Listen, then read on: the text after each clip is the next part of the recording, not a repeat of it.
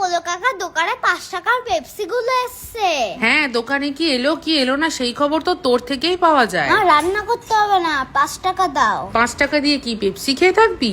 হ্যাঁ, যা গরম পড়েছে পেপসি খেলেই হয়ে যাবে। দোকানে যে আমি বড়ি আনতে পাঠিয়েছিলাম সেটা এনেছিস? এ মা, ওটাই ভুলে গেলাম। থাক, আর যেতে হবে না, যেইটুকুনি আছে সেটাই ভালো করে ঘিয়ে ভেজে তুলে নিয়েছি। আজকে কি রেসিপি করছো মা? আজকে বানাচ্ছি গরমের জন্য একদম পারফেক্ট রেসিপি। তারপর সর্ষের তেলে ছোট ছোট করে কাটা আলু আর বিট নুন দিয়ে ভেজে তুলে নিয়েছি। এবার কি মশলা দিয়ে কষাবে? হ্যাঁ, বাকি তেলে জিরে আদা শুকনো লঙ্কা বাটা একটু ধনের গুঁড়ো আর হলুদ দিয়ে ভালো করে মশলাটাকে কষিয়ে নেব। তারপরে জল দিয়ে আরেকটু কষাবে, তাই তো? হ্যাঁ, তারপরে ভেজে রাখা বিট আর আলু দিয়ে আর একটু কষিয়ে জল দিয়ে ঢেকে দেবো। তারপরে বিটটা সেদ্ধ হলেই হয়ে যাবে মা? না, তারপরে 2 চামচ মতো ফেটানো টক দই আর ঘিয়ে ভাজা বড়িটা দিয়ে ভালো করে তরকারিটার সাথে মিশিয়ে দিতে হবে। আবার ঘি গরম করছো, কি করবে? এইবার একটা তড়কা প্যানে অল্প একটু ঘি গরম করে ওর মধ্যে সাদা জিরে, তেজপাতা আর একটু জলে গুলে রাখা হিং দিয়ে ভালো করে ভেজে নিয়ে তরকারির মধ্যে দিয়ে মিশিয়ে নিলেই রেডি। এই গরমের মধ্যে বিট আলু বড়ির এই তরকারিটা দিয়ে কিন্তু 1 থালা ভাত নিমেষে খাওয়া হয়ে যাবে।